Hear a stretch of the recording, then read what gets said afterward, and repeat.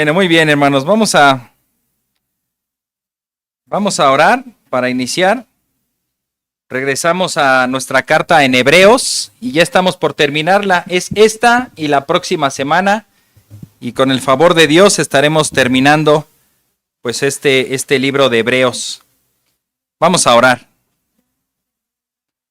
Padre bendito, te agradecemos, te damos la gloria y la honra a ti, Señor. Pues tú eres el Dios Trino, el Dios Todopoderoso, quien levantó a Cristo de entre los muertos. Y nuestro Señor Jesucristo, quien derramó su sangre por nosotros, dio su vida y nos ha salvado y es nuestro Señor y Salvador. Y tu Santo Espíritu, quien obra en nosotros, nos capacita, nos transforma y nos guía hacia toda verdad y hacia ti, Señor. ¿Qué más podemos pedir, Señor? ¿Qué más podemos esperar de ti si nos lo has dado todo? Te agradecemos y te bendecimos, Señor. Y permítenos estudiar este texto, ver lo que nos quieres decir esta mañana, Señor, atesorarlo en nuestro corazón y llevarlo a la práctica. Y que también, Señor, este mensaje abra los ojos de las personas para que te conozcan. Que este mensaje y tu Espíritu Santo abra el corazón de las personas para recibirte y para creer en ti, para arrepentirse y para vivir para ti. Pues te lo pedimos en el nombre de Cristo Jesús. Amén. Muy bien, hermanos, vamos ahí a Hebreos capítulo 13, versículos 18 al 21. El título, bueno, ahorita va a salir. Tenemos Hebreos 13, 18 al 21.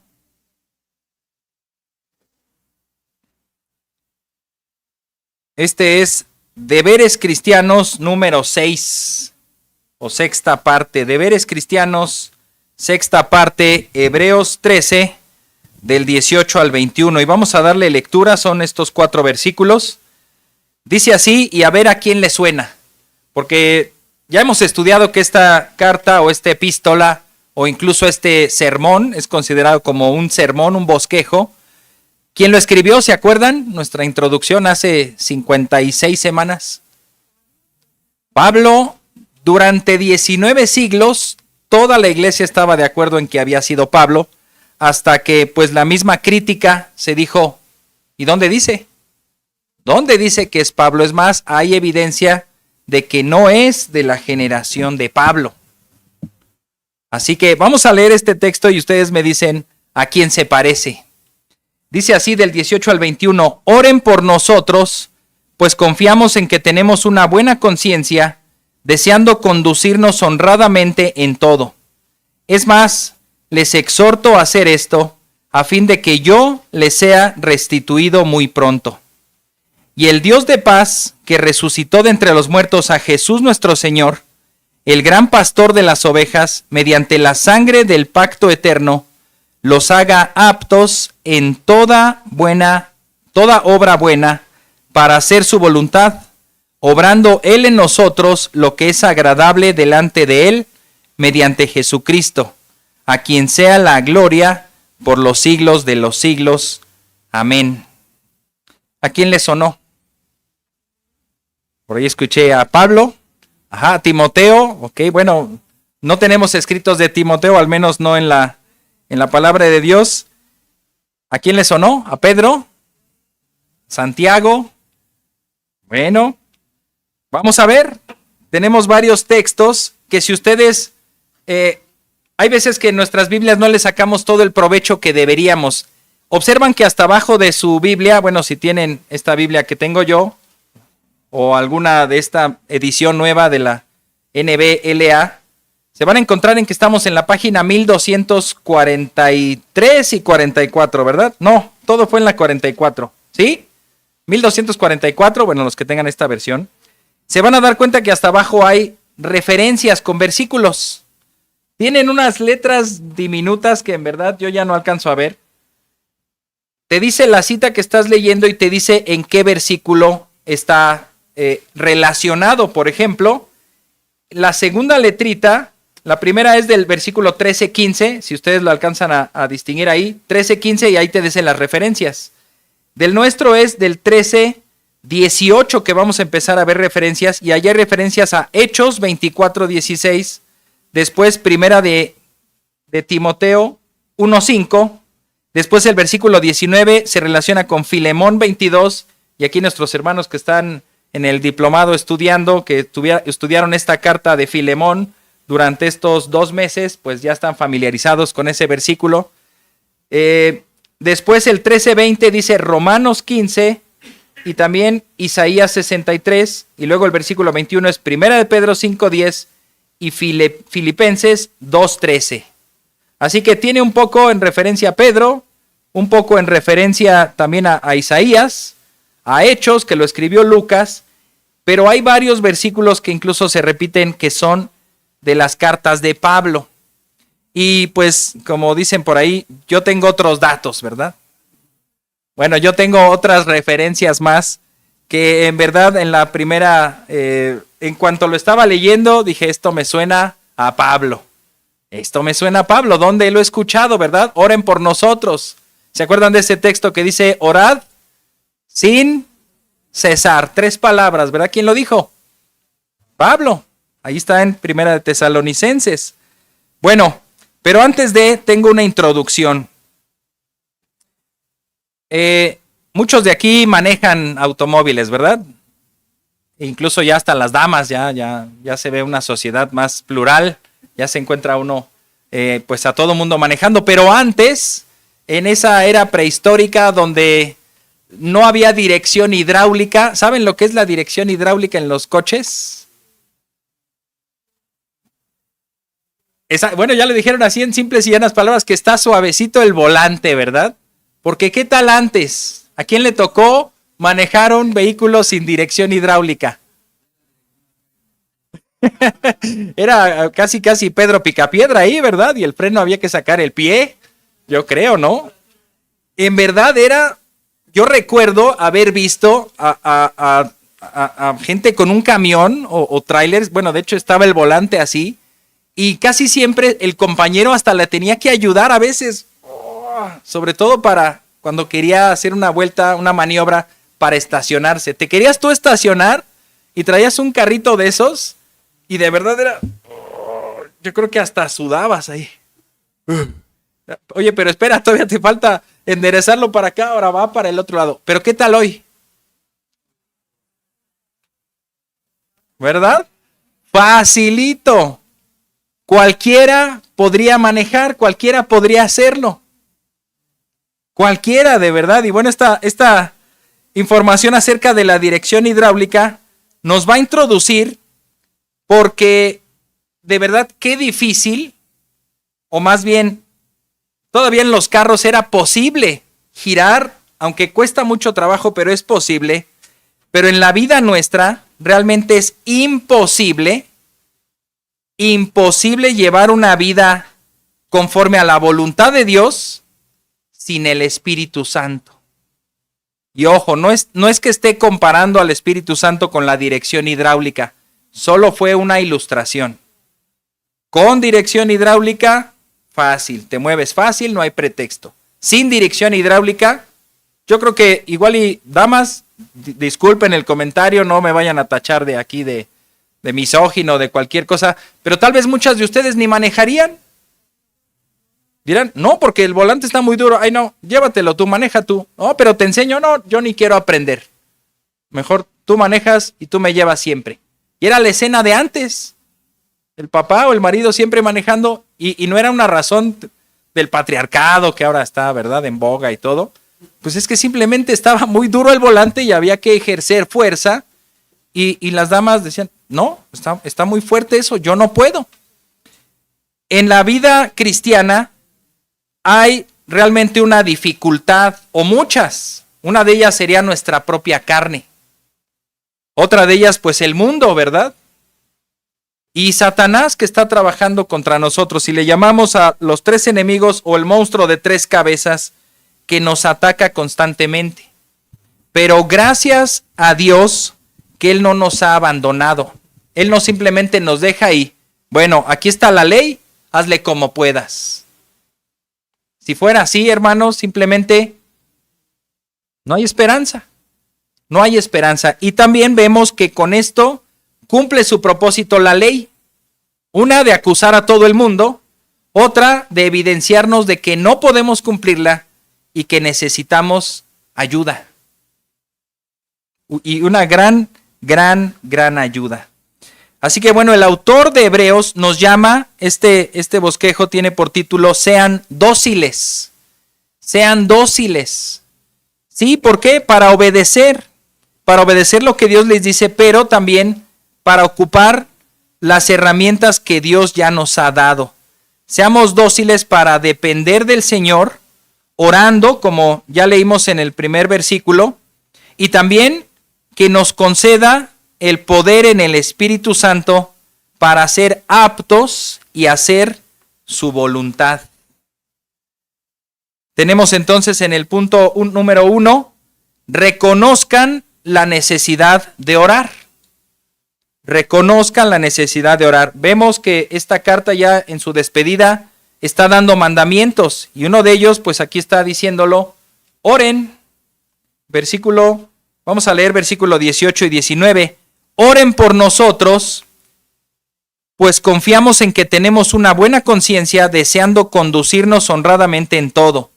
Es más, por si no había quedado claro, les exhorto a hacer esto. ¿Qué es hacer esto? Orar. A fin de que yo les sea restituido muy pronto. Ahorita vamos a ver a qué se refiere con todo esto, pero inmediatamente relacionamos con el ministerio de Pablo. Podríamos decir, bueno, este autor, el autor de Hebreos, pues él está pidiendo que se ore por él. ¿Quién ha pedido que se ore por usted? Bueno, ¿has pedido que se ore por ti? Qué bueno, qué bueno.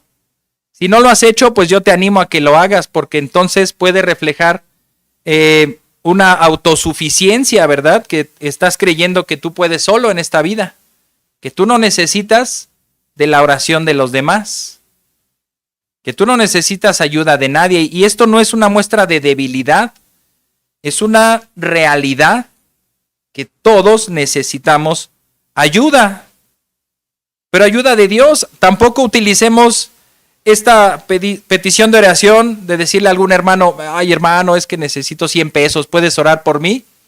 Y el hermano va a decir, oro por él o le doy los 100. Como no quiero orar, toma hermano, ahí están los 100. Ay, gracias. ¿Se cumplió el objetivo de orar? No. Ora, y a lo mejor puedes decir para la próxima, hermano, ora por mí porque tengo alguna necesidad, algún pago, pues que está ahí pendiente, algo. Tengo alguna necesidad económica. El otro hermano, sí, voy a orar por ti. Y si el Señor pone en su corazón, igual y te ofrenda 100 pesos. Y tú, ay, los 100 pesos que necesitaba.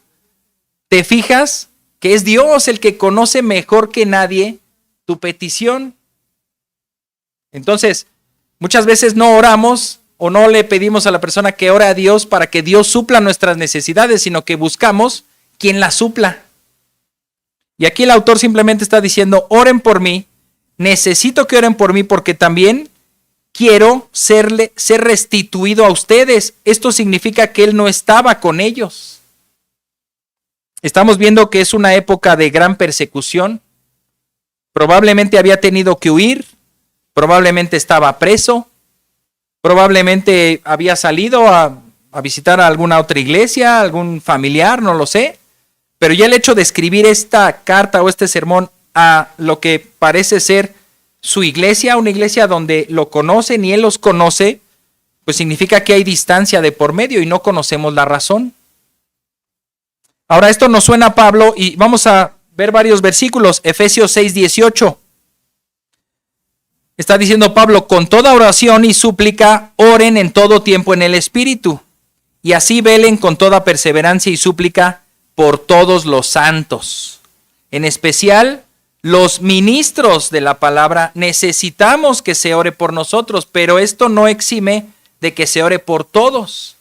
Todos orando por todos. Qué bonito, ¿no? Todos orando por todos. Bueno, es que no todos oran por mí, solo 3 o 4. Gloria a Dios. Oye, toda la congregación ora por mí. Gloria a Dios. Oye, yo oro por la congregación. Gloria a Dios. Gloria a Dios. Efesios 6:19. Oren también por mí, aquí lo está diciendo Pablo, en el 18, oren por todos los santos y en específico, oren también por mí. Si el mismo Pablo necesitaba que oraran por él, ¿cuánto más tú y yo?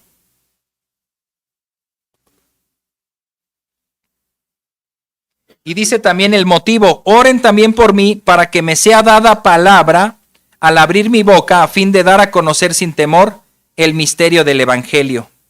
Colosenses 4:3. Oren al mismo tiempo también por nosotros, para que Dios nos abra una puerta para la palabra, a fin de dar a conocer el misterio de Cristo, por el cual también he sido encarcelado. Primera de Tesalonicenses 5:17. Oren sin cesar. Primera de Tesalonicenses 5:25. Hermanos, oren por nosotros. ¿Se fijan cómo hemos tomado dos textos o tres? En donde al principio dice Pablo, oren por todos, y después oren por mí.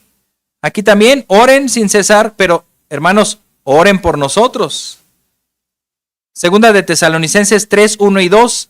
Finalmente, hermanos, oren por nosotros para que la palabra del Señor se extienda rápidamente y sea glorificada, así como sucedió también con ustedes. Oren también para que seamos librados de hombres perversos y malos, porque no todos tienen fe. Así tanto Pablo como el autor de Hebreos están pidiéndole a su congregación o a los hermanos a los cuales es enviada esta carta que oren por ellos para que ellos puedan seguir haciendo su ministerio, puedan seguir predicando, que el Señor abra la puerta y que también el Señor les sostenga y si es posible les ayude a regresar. Ahora, ¿qué significa orar? ¿Qué es orar? ¿Cómo? Pedir, sí, muy bien, pedir, platicar con Jesús, muy bien, muy bien. Básicamente, y para que se entienda, y es lo que todos le decimos en algún momento a alguien, mira, tú puedes hablar con Dios. ¿Cómo? Pues orando. ¿Qué es eso? ¿Cuál es dónde está el panfleto? ¿Qué rezo tenemos que seguir? No, es hablar con Dios. Tú cuando hablas con una persona, pues no traes un discurso ahí preparado y se lo dices y te vas, ¿no? O se lo repites 5 veces y te vas. Dices, hola, y te responde, hola, ¿cómo estás? Bien, ¿y tú? Fíjate que tengo una necesidad, así, así y así, ¿verdad? Y algunos de nosotros no dejamos ni hablar al otro, ¿verdad? Estamos ahí, bla, bla, bla, bla. Y al final, oye, ¿cómo estabas tú? Bien, bueno, luego me cuentas. Bueno, pero hablamos, ¿no? Dios nos habla por medio de su palabra. Siempre es importante orar y también tener su palabra. Si nosotros solamente hablamos y hablamos y hablamos, se vuelve esto un monólogo. Hablo y hablo y hablo y creo, hasta creo que Dios me escucha, me entiende y me dice que sí a todo. Oye, Señor, fíjate que esto. Sí, gracias, bye. Tengo que ir a la palabra para ver si lo que yo estoy pidiendo en primer lugar también es correcto. ¿Es su voluntad? Orar, como lo dijeron muy bien, es pedir. En principio es invocar a Dios. También es desear algo. Rogar o suplicar. Dice aquí el diccionario Kittel, puesto que todas las cosas vienen de Dios, creador de Israel, uno puede pedirle todas las cosas y darle gracias por todas las cosas. Como todas las cosas vienen de Él, así uno puede acercarse a Él. Orar y simplemente pedir, dice el Señor Jesús, no reciben porque no piden. Perdón, eso lo dice Santiago, ¿verdad? Jesús más bien nos dice, pidan y recibirán, busquen y hallarán, toquen la puerta y se les abrirá. Santiago dice, no reciben porque no piden. Y si acaso piden, piden mal, gastando en sus deleites. Nuestro mismo Señor Jesucristo era un hombre de oración. Eso a mí me impresiona. Dios, Hijo, orando con Dios el Padre. Podemos decir, bueno, como humanos, pues vemos esa necesidad de comunicarnos con Dios. Pero el Señor Jesucristo es Dios, ¿tiene una necesidad de comunicarse con Él? Pues en su humanidad veíamos que sí, pero en su divinidad vemos que no es tanto una necesidad, sino que es un deleite, es un gozo, es una comunión. Porque si una de las personas de la deidad tuviera necesidad de algo, entonces tendríamos que decir, no es Dios, no es perfecto. Así que en la humanidad de Cristo él tenía necesidad de clamar a su Padre, pero en su divinidad era un deleite. A veces nos cuesta hablar con personas, pero ¿qué tal con otras? Podemos pasar horas y horas y horas. Así con el Señor Jesús. Probablemente nos cuesta trabajo ir ante Él en oración, pero ¿qué tal cuando te hablan para contarte un chisme? Para orar no tienes tiempo, pero para el chisme sí. El Señor Jesús oró por sus discípulos. Él oró por sus enemigos desde la cruz. Él oró también y enseñó a los discípulos a orar para que el nombre de Dios fuera santificado. Él oró en todo momento, cuando había gozo, cuando daba gracias por los alimentos, Padre, te alabo. Cuando resucitó a los muertos, Señor, te alabo porque esto lo están viendo todos y te glorifican. Y también cuando se vio en aflicción, cuando estuvo ahí en el huerto, ¿verdad?, de Getsemaní, sus horas más angustiosas. Incluso me llamó la atención esta oración que el Señor Jesús pronunció, o al menos el versículo solo nos dice que Él iba a orar por alguien en específico, por Pedro. En Lucas 22:32, cuando le dice que Satanás lo ha pedido para zarandearlo. Y ahí le dice Jesús, pero yo he rogado por ti. Jesús mismo orando por Pedro, tomándose un tiempo especial para orar por él. Yo he rogado por ti que tu fe no falle. Y tú, una vez que hayas regresado, fortalece a tus hermanos.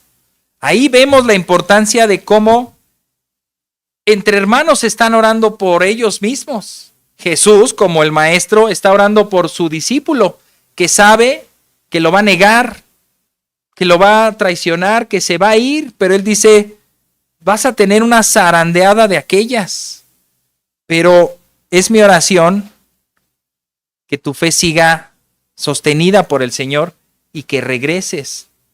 ¿Cuánto más no necesitamos nosotros las oraciones de todos nosotros? Esto es específicamente lo que está pidiendo el autor de Hebreos a los cristianos. Me gustó también este comentario del hermano MacArthur, va a aparecer también ahí en sus pantallas. Dice así, al parecer el escritor de Hebreos era un líder de la iglesia o iglesias a las cuales escribía, y les pide respaldo en oración a quienes había ministrado. Todo siervo de Cristo necesita las oraciones de los creyentes a los que sirve. Los líderes eclesiales, refiriéndose a la iglesia, están hechos del mismo material que aquellos a quienes sirven. Tienen pecados, debilidades, limitaciones, puntos ciegos y necesidades de todos los estilos, igual que los demás. Necesitan y merecen las oraciones del pueblo de Dios, sin las cuales no pueden ser los más eficientes en su obra. Sigue esta cita, es un poco larga. Los líderes de Dios enfrentan tentaciones a un nivel que la mayoría de los demás creyentes no enfrenta. Porque Satanás sabe que si puede socavar a los líderes, otros caerán con ellos. ¿Te habías puesto a pensar esto? Los predicadores, los pastores, tienen tentaciones. Tampoco vamos a decir, no, es que yo estoy en otro nivel. No se malinterprete. Pero hay tentaciones quizá más profundas, en verdad más sutiles. Por eso también es una tentación. Si fuera algo totalmente declarado, que Satanás te llegue y te diga, oye, tienes que predicar acerca de que Jesús no existió. ¿Cómo lo ven, verdad? Pero hay otras tentaciones tan sutiles que en verdad puede ser que lo traguemos como agua, que no colemos, ¿verdad? Esa mala información. Y ahí es donde se necesitan esas oraciones. Necesitamos que oren de nosotros para que la palabra se siga predicando. Y en verdad, los que les ha tocado predicar, que los hemos invitado también a hacerlo, nos cuentan o a dar una clase en jóvenes, con niños, con matrimonios, con mujeres. En verdad, en ese tiempo en que preparan su clase, dicen, no hermano, no me vuelve a invitar, me pasó de todo. Me pasó esto, esto. Bueno, ya no sabía yo ni qué hacer. Bueno, eso pasa. ¿Por qué? Porque hay oposición del enemigo. Claro que hay oposición. Justo en esa semana te peleas con tu esposa, los niños no tienen una buena conducta, te pasa de todo, te enfermas, no quieres estudiar la palabra, no quieres orar, te alejas un poco, te pasa de todo y el enemigo ahí está diciendo, ahorita cae, ahorita cae, ahorita cae. Y tristemente llega a pasar. Hermano, no llego a tal clase, no voy a poder, no voy a estar, mira, tengo que enfrentar un montón de problemas y ¿sabes qué? Ya no me invites. Que es también lo más triste y por supuesto hay que decir, no hermano, mira, entiendo, ya, esta semana o esta quincena o este mes fue difícil, fue complicado, Satanás se metió y no lo pudiste remediar, está bien, pero no te rindas. No te rindas, porque ahí con eso está Satanás logrando la victoria. Lo logré. Yo recuerdo la primera vez que prediqué, bueno, no la primerita, pero sí la primera vez que prediqué en una iglesia en específico, yo sentí que fue una de mis peores predicaciones. En verdad, todo mi bosquejo se alteró. Una palabra que había investigado era acá y tuve que decirlo constantemente. No, perdón, esta es de otra. Y bueno, entonces fíjense que esto y esto. Pero este es de otra. Y entonces fíjense que... Y, híjole, pues todo se alteró. O sea, como si haces una lista de este va con este y se hubiera movido así un renglón.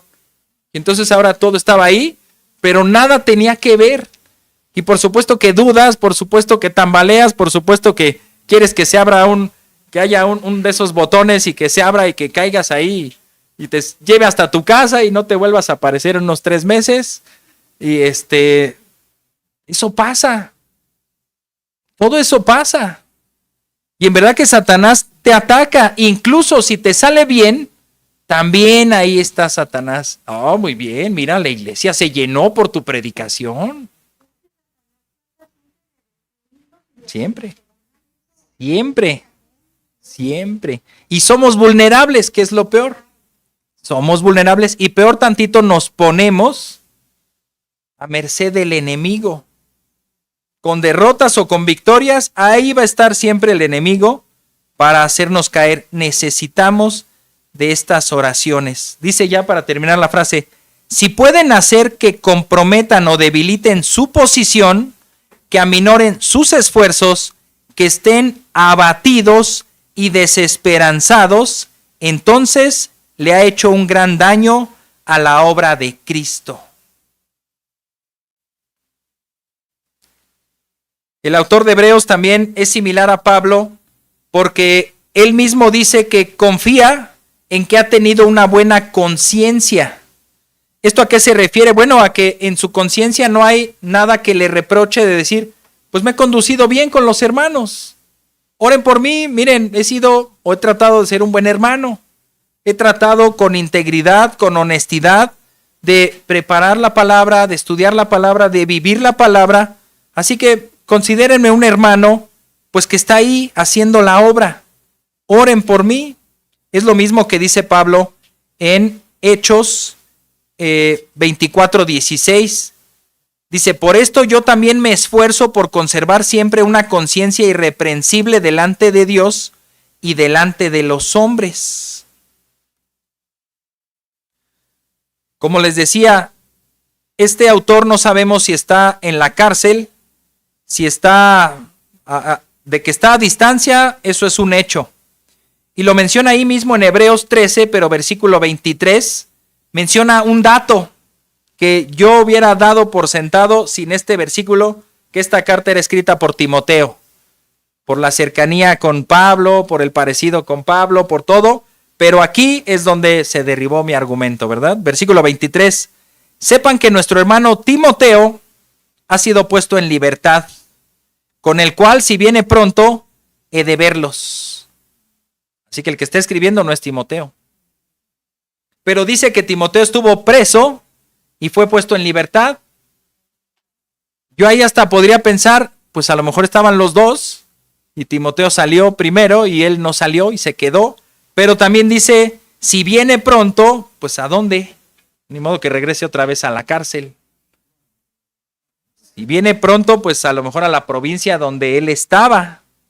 He de verlos. Pablo también menciona lo mismo en Filemón, versículo 22. Dice, y al mismo tiempo, prepárame también alojamiento, pues espero que por las oraciones de ustedes les seré concedido.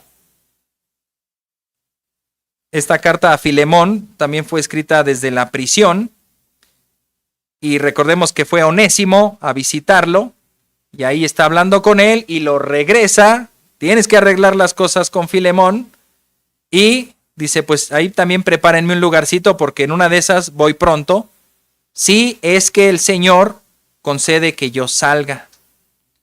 Como cristianos entonces tenemos el deber de orar sin cesar, como dice 1 Tesalonicenses 5:17. Orar es como respirar. ¿Habían escuchado esa frase? Orar es como respirar. ¿Cuántas veces respiras al día? Pues hay algo que se llama apnea del sueño, ¿verdad? Que de repente estás dormido y nada, ¿no? Hasta segundos o hasta minutos uno puede estar sin respirar, pero por supuesto que eso no está bien.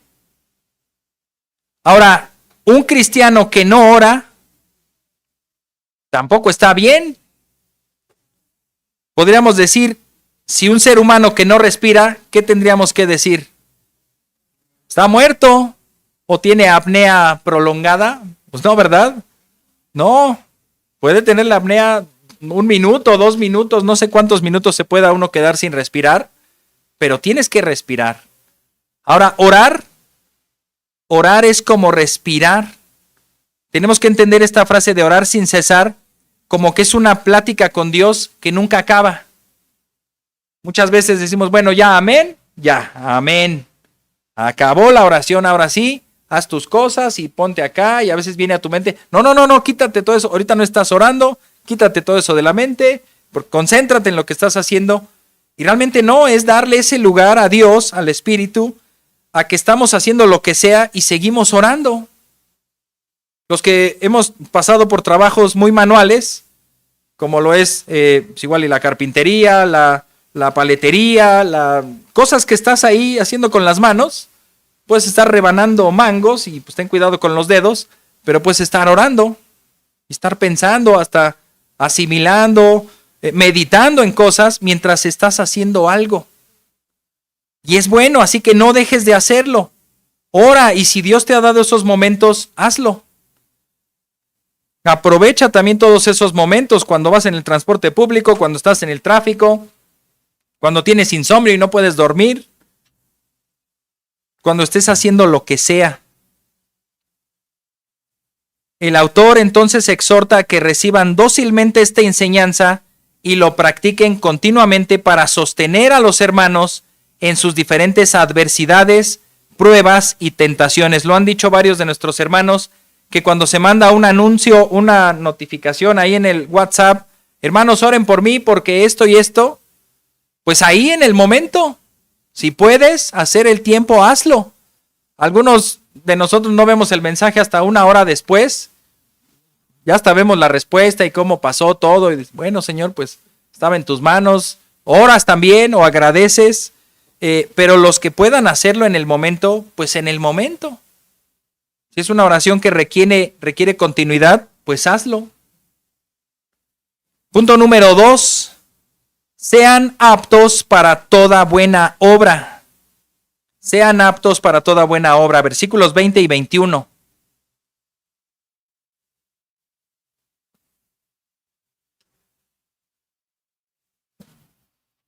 Dice así: y el Dios de paz, que resucitó de entre los muertos a Jesús nuestro Señor, el gran pastor de las ovejas, mediante la sangre del pacto eterno, los haga aptos en toda buena obra para hacer su voluntad, obrando Él en nosotros lo que es agradable delante de Él mediante Jesucristo, a quien sea la gloria por los siglos de los siglos. Amén. También aquí esto me recordó mucho a Pablo. Pablo menciona en 1 de Tesalonicenses 5:23, y que el mismo Dios de paz los santifique por completo, y que todo su ser, espíritu, alma y cuerpo sea preservado irreprensible para la venida de nuestro Señor Jesucristo. También 2 de Timoteo 3:17, a fin de que el hombre de Dios sea perfecto, y ojo con la siguiente palabra, equipado para toda buena obra. ¿Han escuchado la frase, te mandaron a la guerra y sin fusil? Eso habla de qué, de que el soldado no estaba equipado. Recuerdo una película, según está basada en hechos reales, de la Segunda Guerra Mundial, en donde los rusos estaban enviando a sus soldados y lo que tenían era mucha gente y pocas armas. A un soldado entonces los formaban y a uno le daban el rifle y al de atrás le daban las balas. No les hacían un examen de si sabían disparar o no. Tú el rifle y tú las balas. Y uno que estaba ahí, que era un francotirador experto, le tocaron las balas. Dice, oye, pero yo sí sé disparar. Dice, pues ve a alguno que esté muerto y quítale su rifle. Y es lo que hace. Pero imagínate este francotirador, dice, y de hecho esa película trata de eso, de que ese francotirador empezó a matar a muchos de los alemanes. Se llama Enemigo tras las puertas. Está buena la película. ¿Qué estaba yo diciendo? Perdón. Vas a la guerra sin fusil. Entonces este francotirador, muy bueno, pero sin un fusil, era inútil. Totalmente inútil en la batalla. Necesitamos estar equipados para toda buena obra. Y yo te pregunto a ti, ¿estás equipado para la buena obra? Y la fácil es decir, no, entonces no me manden. ¿Qué crees? Que desde que te convertiste, ya fuiste enviado. Estás en el avión y te dicen, aquí bajan los paracaidistas. ¿Traes paracaídas? No me dijeron. Pues vas. Más bien ya estás en el vuelo, ¿verdad? ¿Y tu paracaídas? Así como cristianos debemos equiparnos. La palabra, este texto está hablando de que la palabra de Dios es útil para enseñar, para corregir, redarguir, instruir en justicia, a fin de que el hombre de Dios sea perfecto. Entonces, ¿cómo te vas a equipar para toda buena obra? Con la palabra. Con la palabra. Aunque tenemos que decir, no basta. Ya lo veremos más adelante. Tito 3:1. Recuérdales que estén sujetos a los gobernantes, a las autoridades, que sean obedientes, que estén preparados para toda buena obra. Ese es el sentido de esta palabra. Ser apto es estar equipado, tener lo necesario. Ahora, el autor ahí hace una especie de lo que se llama doxología, que es una oración donde él glorifica a Dios. En el versículo 21 y 22, notemos cómo, sin forzarlo, él está hablando de Dios el Padre, de Dios el Hijo y de Dios el Espíritu Santo. Creo que no está ahí el versículo inmediatamente, pero a ver si podemos regresar a versículos 18 al 20 y 21, donde dice así, y ustedes me van a ayudar para encontrar a la Trinidad ahí. Versículo 20, y el Dios de paz, ¿quién es? El Padre, que resucitó de entre los muertos, claramente lo ve como una persona diferente, El Dios de paz que resucitó entre los muertos a Jesús, ahí está el Hijo, quien es nuestro Señor y quien es el gran pastor de las ovejas, mediante la sangre del pacto eterno, los haga aptos en toda obra buena para hacer su voluntad. Obrando Él, ¿quién es Él? Si nosotros seguimos tal cual lo que dice, tendríamos que decir Él, pues se está refiriendo al mismo Dios que dijo en el principio. Dios el Padre, pero entendemos que es el Espíritu Santo porque Dios el Padre, que ese Espíritu ha venido a morar en nosotros. Y es lo que dice acá, obrando Él en nosotros. La obra, ¿quién la hace en nosotros? El Espíritu Santo. Jesús lo dijo, les conviene que yo me vaya para que les pueda enviar al Espíritu Santo y Él los convencerá, Él los guiará, Él los consolará, Él los ayudará, les recordará las palabras, Él hará todo lo que es necesario en la vida cristiana. Así que dice, obrando Él en nosotros lo que es agradable delante de Él, el Espíritu al Padre, mediante Jesucristo. Yo ahí veo en verdad, hermanos, y si estoy mal, pues corríjanme, pero yo en verdad veo esa Trinidad, las tres personas de Dios obrando. Dios el Padre desde el cielo, enviando al Hijo, resucitando al Hijo, diciéndonos, mandándonos las instrucciones de lo que es agradable y lo que no, el Hijo reconciliándonos con el Padre y el Espíritu Santo obrando dentro de nosotros para hacer su voluntad. Entonces, simplemente para clarificar, tenemos el Dios de paz, que es, como inciso A lo pusimos ahí para diferenciar, el Dios de paz, que es Dios el Padre, es el Dios eterno, creador y sustentador del universo. Él nos reconcilió, nos da la paz, que es el bienestar supremo. Cuando la palabra paz aparece en la Biblia, no es solamente de que, hola, estamos en paz, ¿verdad? Te odio, pero no te estoy atacando y tú tampoco me atacas. Esa no es una paz. La paz en la Biblia es una paz que desea el bienestar supremo de la otra persona, que desea incluso la salvación.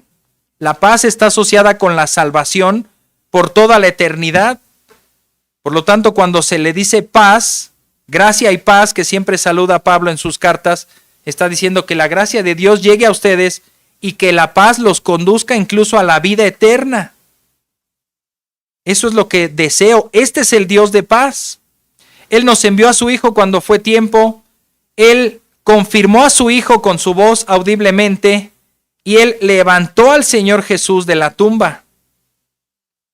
El Señor, Dios el Padre, preparó la obra desde antes de la fundación del mundo para que anduviéramos en ellas, y Él nos manda conocerlo, temerlo, honrarlo, santificarlo y predicarlo. Nos ha hecho sus embajadores ante los hombres, llevándoles la orden, como hemos dicho ya, arrepiéntanse y crean para vida eterna. Ese es el Dios que quiere tener paz con los hombres. En segundo lugar, Jesús, ¿quién es? Ahí lo dice, es nuestro Señor y es el gran pastor de las ovejas. Nuestro Señor Jesús es quien vino a morir por nosotros, quien manifestó la gloria del Dios invisible, quien nos comprende en todas nuestras tribulaciones y tentaciones, quien nos sustenta con su cuidado y amor y lleva nuestras cargas sobre Él. Es también quien intercede por nosotros delante del Padre, quien nos ha vestido con su justicia y quien nos presenta como santos delante de Dios. Él es nuestro maestro, nuestro hermano mayor, los que estuvimos estudiando la parábola del hijo pródigo. Él es nuestro hermano mayor, el bueno, el verdadero. Él es nuestro amigo, ¿verdad? ¿Han escuchado el himno? Oh, qué amigo nos es Cristo. Él llevó nuestro dolor, pero es también nuestro pastor, nuestro Salvador, nuestro Señor y nuestro Dios. A Él sea la gloria. Y en tercer lugar, el Espíritu Santo nos hace aptos y obra en nosotros para agradar a Dios. Jesucristo dijo que era conveniente que Él se fuera para poder enviarnos su Espíritu en Juan 16:8. y es el Espíritu quien nos da a conocer la verdad, Juan 16:13. Él nos ayuda a discernir la palabra de Dios. Según 1 Corintios 2:14, lo que decíamos hace rato, la palabra de Dios es lo que nos es útil para instruir, corregir, redarguir e instruir. Y creo que repetí instruir, ¿verdad? Bueno, enseñar, perdón. Es útil. La palabra está aquí y yo estoy aquí. Tengo la palabra y la voy a leer. Sí es útil.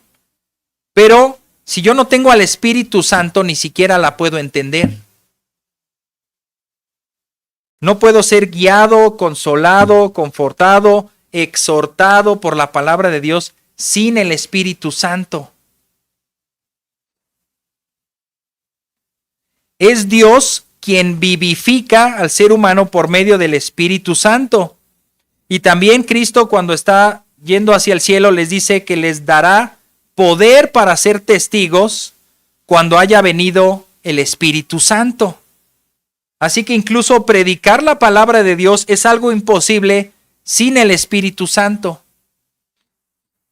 Es Él quien nos llena, quien nos capacita para hablar de Cristo y hacer su voluntad. Él es quien nos aparta del pecado, nos redarguye y nos ayuda en nuestra necesidad. A lo largo de esta carta, hermanos, hemos visto muchos mandamientos y bueno, les invito a que si gustan, léanla de nuevo, de principio a fin, así de corrido, ¡rum! Y sirve que marcan su lectura bíblica ahí. Se vale, lo pueden hacer, si gustan. Vayan al pasaje de Hebreos y márquenlo leído, porque lo vamos a leer en este año. Y noten toda la cantidad de mandamientos, de advertencias. No se descuiden, no duden, no caigan, no desprecien, no se equivoquen, no renuncien. Creo que ahí van a aparecer. No se endurezcan, amen, sean hospitalarios, honren el matrimonio, no sean avaros, imiten y obedezcan a sus pastores, sean perseverantes, entre muchos otros. Y tú puedes decir, bueno, sí, está claro, ahí lo dice, lo hemos leído, lo hemos estudiado, sí.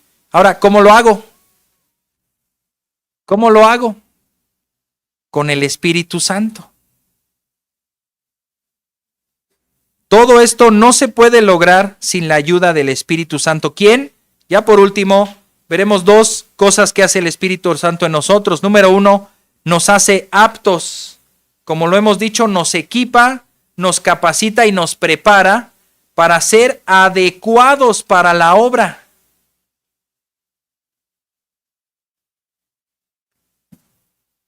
Dice este texto, 2 de Timoteo 3:16, toda escritura es inspirada por Dios y útil para enseñar, para reprender, para corregir, para instruir en justicia.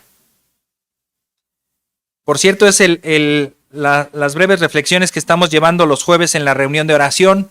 ¿Cómo podemos cambiar? Aquí está, estos 4 pasos. Toda escritura es inspirada por Dios y útil para enseñar. Necesitas aprender la palabra. Para reprender, que también se puede traducir como convencer. Necesitas estar convencido. También para corregir. Tienes que corregir tu vida. Y ahí es propiamente donde estás, donde estás dando el paso definitivo de cambiar. Y por último, instruir en justicia. Mantenerte así. ¿Cuántos han entrado a alguna dieta y han bajado milagrosamente varios kilos, verdad? Pero en unos cuantos meses, ¿cómo le llaman a eso? El rebote. ¿Por qué será? Yo pienso, cuando dicen rebote, pienso en una pelota grandotota que está pum, pum, pum. Por indisciplina, ¿verdad? Se puede, a mí me gusta el deporte del tenis. Aquí a Moy también, ¿verdad? Ya. Y en el tenis es, no que sea fácil, pero es posible que cualquier tenista empiece a escalar posiciones y llegue a ser el número 1, porque hay un ranking. Vas ganando torneos y esos torneos te van dando puntos.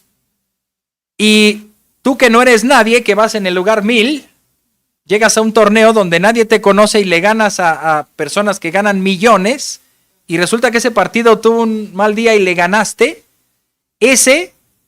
Porque cada año se evalúa. Ese mismo jugador el año pasado ganó, fue campeón, entonces le dieron 1000 puntos. Este año va al mismo torneo y si no gana, le quitamos sus 1000 puntos. Ese ranking es severo para los que están arriba, pero es muy bondadoso para los que vienen de abajo. Oye, el año pasado ni vino, este año ya está. Oye, pero empezó a crecer, ¿sabes qué? Ganó el torneo, 1000 puntos para él. Y de ser el lugar 1000, con ese solo torneo, tal vez subió al lugar 50. ¿Ya avanzaste 950? Sí, gané un torneo de 1000 puntos y estoy ahí. Y los famosos Grand Slam, el abierto de París, de Nueva York, etcétera, creo que dan 2000 puntos. Bueno, por ahí. Si ganas uno de esos también, 2000 puntotes, ¿verdad? Y el actual campeón no lo ganó, entonces quítale 2000. Llegar hasta arriba, podríamos decir, es posible, no que sea fácil, porque hay que ser bueno y hay que ganarle a los demás, pero puede ser que en ese año, ¡tum!, número 1 del mundo. Y al año que sigue, lo que mencionaba, vas a ir a este torneo y ahora mantente ahí. ¿Qué tienes que hacer? Ganarlo. Y al otro torneo, para mantenerte como número 1, ganarlo. Y al otro torneo, ganarlo. Y al otro, ganarlo. Ganarlo, o sea, se convierte en una vida en donde realmente perder un torneo, por insignificante que sea, eso implica mucho para ti, pierdes mucho. Aquí nos está hablando también de esa constancia. A fin de que el hombre de Dios sea perfecto, que mantengamos esa línea. Algunos pueden decir, leer la Biblia, ahorita vas a ver ese plan de lectura, me las debe 6 horas, ¿ya? Media Biblia. Tanto lloriquean por ese plan de lectura, yo en 6 horas ya. Sí, lo puedes hacer, pero a ver, hazlo mañana también. Bueno, 10 minutos, ¿no? Las mismas 6 horas, a ver. No, ya no. La constancia, hay que mantenerse ahí. Y eso solo puede ser obra del Espíritu Santo. Hay un libro que quiero recomendar también. Es del hermano Miguel Núñez, que se llama Por el poder del Espíritu. Y ahí muchos se acordaron de He-Man, ¿verdad? Pero no. Es por el poder del Espíritu. Una vida continua de obediencia. Y el hermano Miguel Núñez dice esto. ¿En qué consiste esa capacitación que el Espíritu provee para andar en el Espíritu? Él nos dio vida cuando estábamos muertos. Él nos libera de la esclavitud al pecado. Él provee poder para vencer las obras de la carne. Nos ilumina para poder entender lo que nos ha revelado en la palabra de Dios. Nos convence de pecado cuando hemos transgredido la ley de Dios. Desarrolla nuestra fe. Crea en nosotros deseos por las cosas de Dios. Produce en nosotros tanto el querer como el hacer. Cultiva el fruto del Espíritu en nosotros. En conclusión, el Espíritu nos capacita para andar en el Espíritu. Teniendo esto como un concepto, o andas en la carne o andas en el Espíritu. Romanos capítulo 8 va a mencionar esa lucha. No puedes andar en otro lado, o en la carne o en el Espíritu. Y para andar en el Espíritu, ¿qué necesitas? El Espíritu. En una simple y llana palabra, el Espíritu. Cualquiera que diga, no, es que yo para salir a predicar aquí el Evangelio, aquí a la cuadra, necesito 2 años de seminario para poderles decir algo. Yo puedo decir, pues ve y toma 20 años de seminario si quieres. Sin el Espíritu,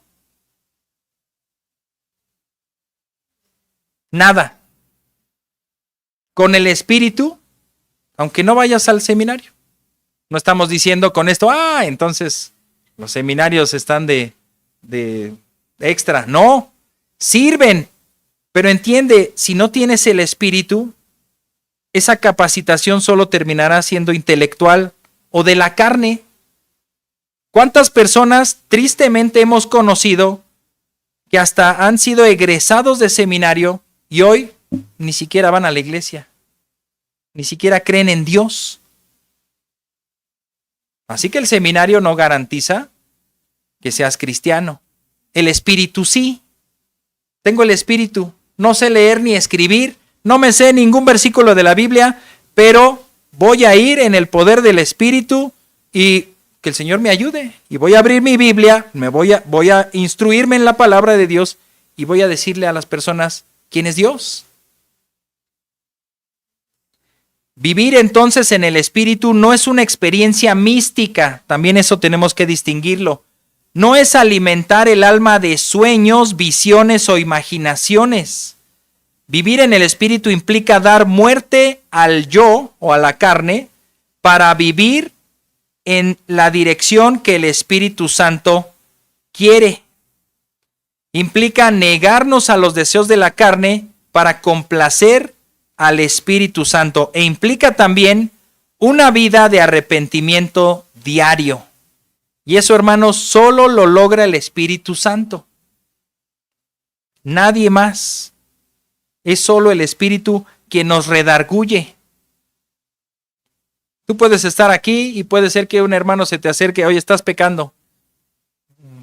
Dice, hermano, ¿qué me va a decir si está peor que yo? Te lo dice otro, hermano, estás pecando. Bueno, ese no está peor que yo, pero envidioso.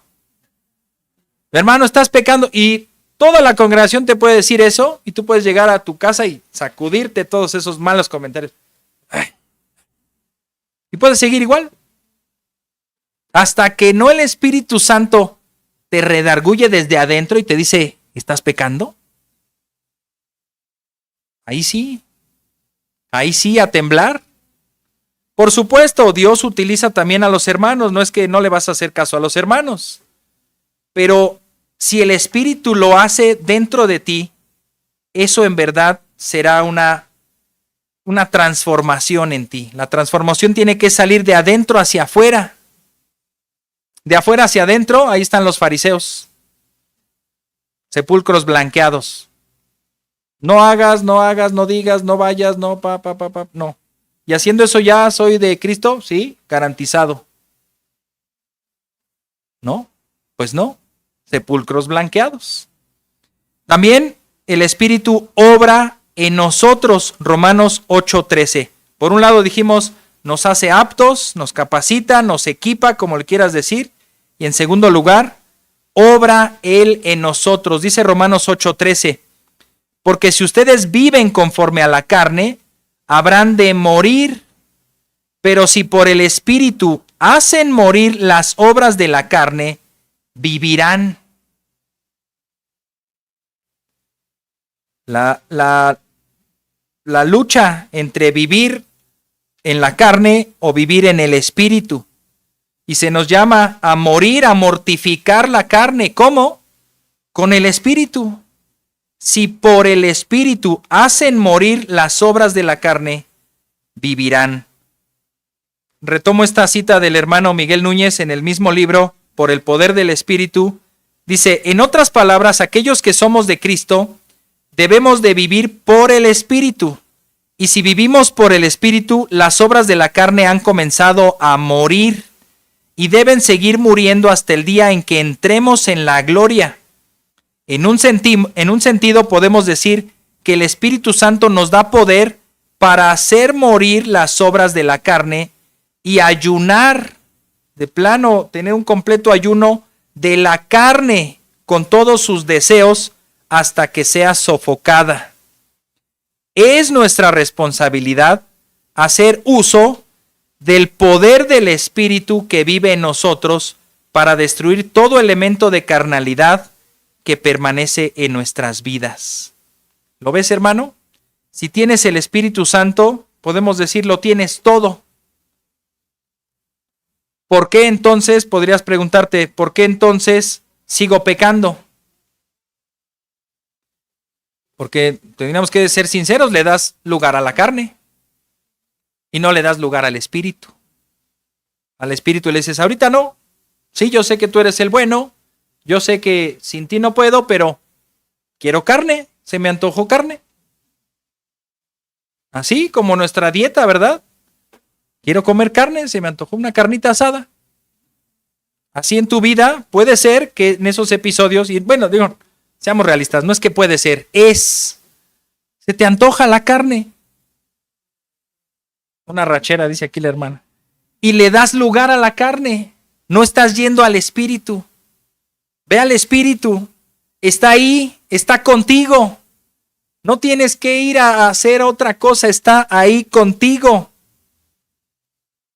Pídele al Señor que te fortalezca, que te dé poder, que te dé la salida, que te conduzca, que te guíe, que te redarguya. Solo el Espíritu nos puede hacer que llevemos vidas espirituales, como lo dice la palabra. Sin el Espíritu, todo lo demás resulta en legalismo, resulta en apariencias. Así que el autor de Hebreos está poniendo un gran énfasis en que es Dios, a final de cuentas, con la obra que ya hizo, Dios el Padre desde antes de la fundación del mundo y todo lo que hemos comentado, Dios el Hijo cuando vino y entregó su sangre, y que también Hebreos le ha encargado de decirlo, pero ahora es lo que está diciendo es el Espíritu Santo. Incluso la oración, ¿verdad? ¿Cómo puede ser que la oración funcione? Bueno, ponte a imaginar, ponte a pensar, no imaginar, piensa. Oras por una persona, dice, Señor, fortalécelo, que no caiga en esa tentación que a lo mejor ya te compartió. Yo lucho con esta tentación y tú oras por él, Señor, dale la salida, fortalécelo en ese momento. Y esa persona aún quiere darle lugar a la carne y todo, pero el Espíritu ahí dice, a ver, esta vez no te doy permiso porque están orando por ti. Y ¿sabes qué? Te vamos a cuidar y te vamos a sostener aún de ti mismo. Pero claro que también es una responsabilidad propia, porque es lo que sucede en otros textos que dice, comenzamos a contristar el Espíritu. Contristar, ahí está en un rincón básicamente. No. Todo es la carne, todo es lo que yo creo, mis emociones, mis sentimientos. ¿Y el Espíritu? ¿Dónde queda el Espíritu? O también hasta incluso la jactancia. Yo mismo hago esto, yo he dejado mis pecados, yo. ¿No es el Espíritu Santo entonces? Entonces, ¿a quién se debe dar la gloria por tus buenas obras? ¿A ti? Es el Espíritu Santo. El autor entonces nos está llamando a ser aptos para hacer toda buena obra. Eso también llama la atención, toda buena obra. El hermano John Wesley fundaron algo que le llamaron el Club Santo. Los que estuvieron también en el estudio de viernes lo llegaron a ver. En Oxford, ellos estudiaban en Oxford, en Inglaterra, y por ahí de 1800 fundaron lo que llamaron el Club Santo. Y ellos tenían un lema: haz todo el bien que puedas, a toda persona que puedas, durante todo el tiempo que puedas. Y ahí le sigue, ¿no? No lo memoricé ni lo tengo a la mano, pero refiriéndose a toda buena obra, hacerla. Incluso nosotros podemos hacer un buen análisis y un buen balance. Hoy en día, realmente, ¿cómo obedecí, cómo glorifiqué a Dios con mis acciones? Y pedirle, Señor, dame más oportunidades de hacer buenas obras para ti, en el Espíritu, por supuesto, en el Espíritu. Señor, ayúdame a tener más misericordia. ¿Hiciste algo bueno por alguien?